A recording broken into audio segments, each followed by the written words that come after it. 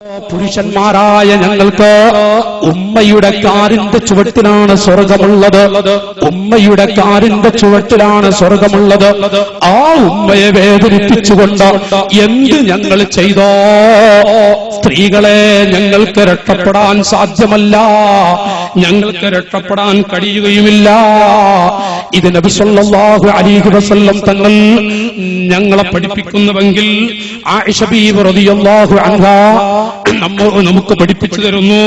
മഹദി അവர்கள் നബി സല്ലല്ലാഹു അലൈഹി വസല്ലം തങ്ങളോട് ഒരു വിഷയത്തെക്കുറിച്ച് ചോദിച്ചു. അയ്യുന്നാസി അഅലമു ഹഖ്ഖൻ അലൽ മർആ ഖാല സൗജുഹാ അയ്യുന്നാസി അഅലമു ഹഖ്ഖൻ അലർ റജുലി.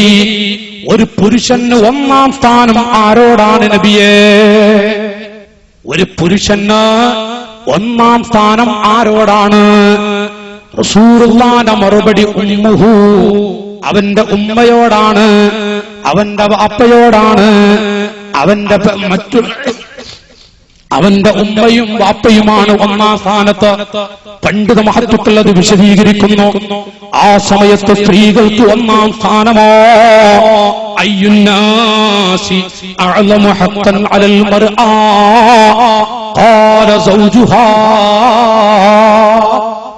എന്റെ ശബ്ദം കേൾക്കുന്ന പുരുഷന്മാരെ, സാധുക്കളായ നമുക്ക് രക്ഷപ്പെടോ? നമ്മുടെ പ്രിയപ്പെട്ട മാതാവിന്റെ പൊരുത്തം വേണമെന്നല്ലേ പറഞ്ഞത്? അവരുടെ പൊരുത്തമില്ലാതെ ഭാര്യമാരെ എത്ര സന്തോഷിപ്പിച്ചാലും നമുക്ക് രക്ഷപ്പെടാൻ പറ്റില്ല. സ്ത്രീകൾക്ക് ഒന്നാം സ്ഥാനം അവരുടെ ഭർത്താവാണ്, രണ്ടാം സ്ഥാനമാണ് അവരുടെ ഉമ്മയും അവരുടെ വാപ്പയും. അവരെ പ്രസവിച്ച ഉമ്മ ഒരു കാര്യം പറഞ്ഞു, ഭർത്താവ് ഒരു കാര്യവും പറഞ്ഞു. എന്നാൽ കേൾക്കേണ്ടത് ഭർത്താവിന്റെ വാക്കാണ്. ഭർത്താവാണ് ഒരു പെണ്ണിന് ഒന്നാം സ്ഥാനത്ത്. വിവരിച്ച് നമുക്കെല്ലാവർക്കും ഒന്നാം സ്ഥാനം ഉമ്മയാ.